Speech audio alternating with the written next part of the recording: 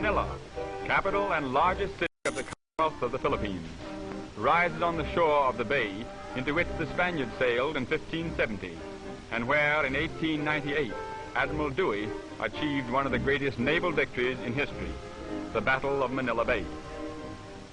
As headquarters for American commercial interests in the Orient, Manila has been transformed from a sleepy Spanish town into a modern city.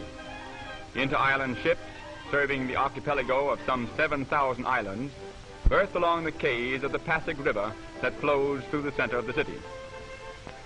From the sterns fly both the American and Philippine flags, for the Commonwealth government is still under the protection and advice of the United States. Much of the local trading is carried on in cascos, flat-bottom boats which are poled through the many canals and waterways of Manila. Each casco has its family, whose life is spent beneath its thatched roof of bamboo or palm, veritable water gypsies in a climate that is kind to all. Manila is really three cities in one. Old Tondo, home of the Philippine masses, modern Manila, born of American development, and Intramuros, walled city of the Spaniards. The last, built on the south shore at the mouth of the Pasig River, is surrounded by 2.5 miles of walls, which, begun in 1590, were for centuries bulwarks against invasion. The moat encircling the walls was filled in for sanitary reasons by the Americans, and is today a drill ground, a recreation area, and a golf course. The walls and bastions are excellently preserved, and have withstood even earthquakes which at times laid ruin to the old city.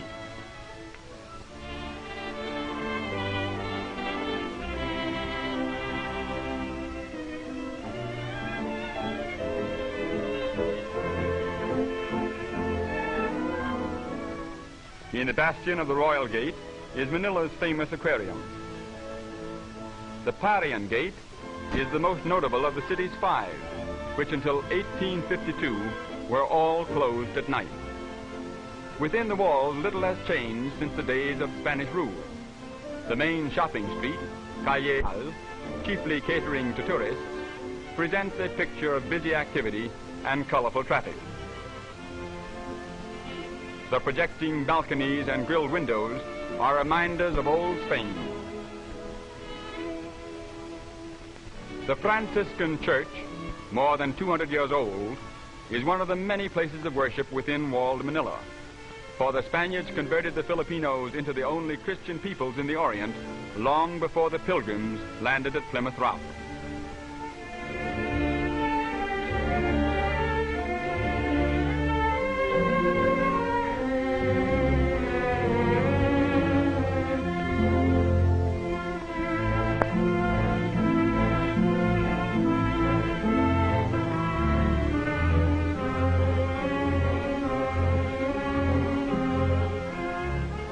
A bodice with huge sleeves of cloth made from pineapple plants and a long skirt, the train of which is tucked into the front of the belt, is the typical dress of Filipino women. Facing quiet McKinley Square is the cathedral, built in Byzantine style a little more than 60 years ago as a successor to other cathedrals destroyed by earthquakes. On the north shore of the Pasig River is Tondo, the oldest and most densely populated quarter. Here the masses live, and here also is the modern business area of the city. In this section are the greatest contrasts: fine skyscraper office buildings and banks among crumbling thick-wall ancient structures, broad straight streets and narrow crooked ones, canals teeming with boat activity, and paved streets with modern traffic. Traffic in all parts of Tondo is heavy and difficult to control, with swiftly moving autos abreast caramatas, the two-wheeled native conveyances drawn by active Philippine ponies.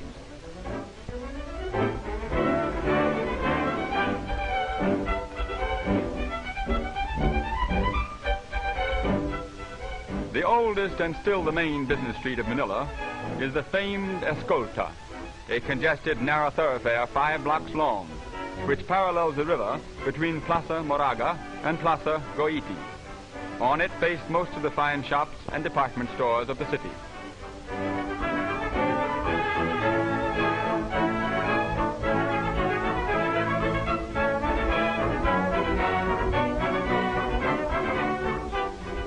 Another important thoroughfare is Rizal Avenue, named in memory of the great hero martyr, Dr. Jose Rizal, who was executed by the Spaniards in 1896, 2 years before the coming of the Americans.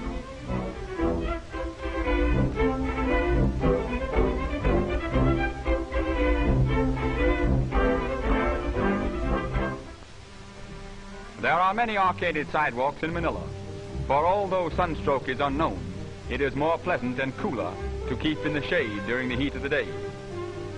Each section of the city has its market, where practically everything used by the Filipinos can be purchased.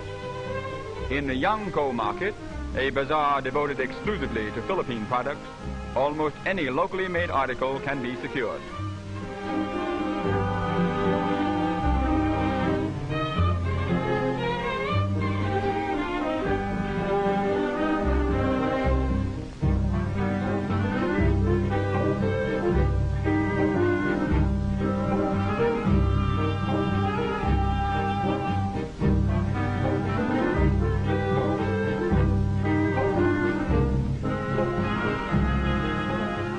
The two-wheeled caromata and caratella are the principal conveyances of the Filipinos.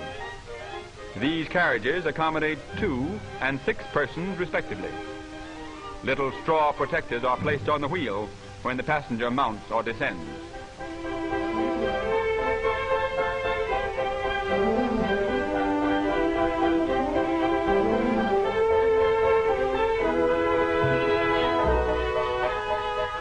The Philippine beast of burden is the carabao.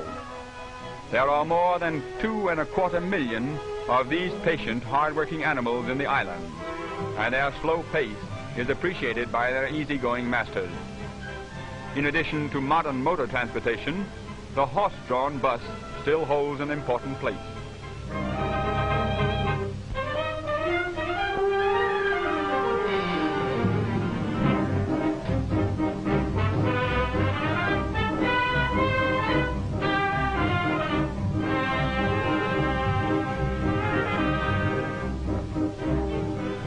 The Pasig River is spanned by 4 bridges. Jones Bridge, surmounted by Filipino figures, is the newest. The graceful arch stands on the site of the old Bridge of Spain.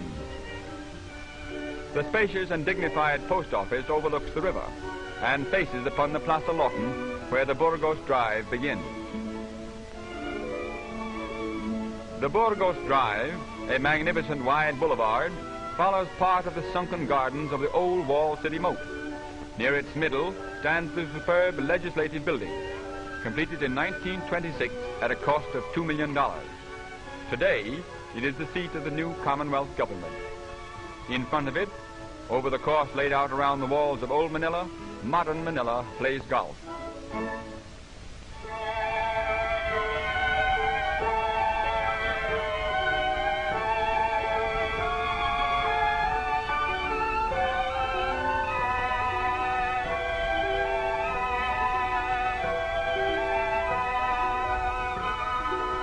A residential section where many beautiful homes and the best hotels are situated is Ermita. The famous Manila Hotel overlooking the bay is one of the finest air-conditioned hotels in the tropics.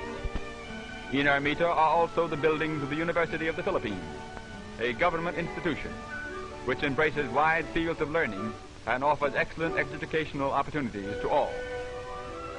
Contrasting greatly with the narrow, irregular dirt streets of Spain's Manila are the wide, well-paved avenues and boulevards of the American city. Great shade trees overarch many of the avenues, and palms or colorful flowering trees line other arteries. Dewey Boulevard, the pride of Manila, is built upon reclaimed land along the shores of the bay, an ideal location for the many residences of which the city boasts. Among them is that of the American High Commissioner. The spacious house with its gardens and patio is often the scene of social splendor. Situated on the north bank of the Pasig River are the executive offices and home of the President of the Philippine Commonwealth.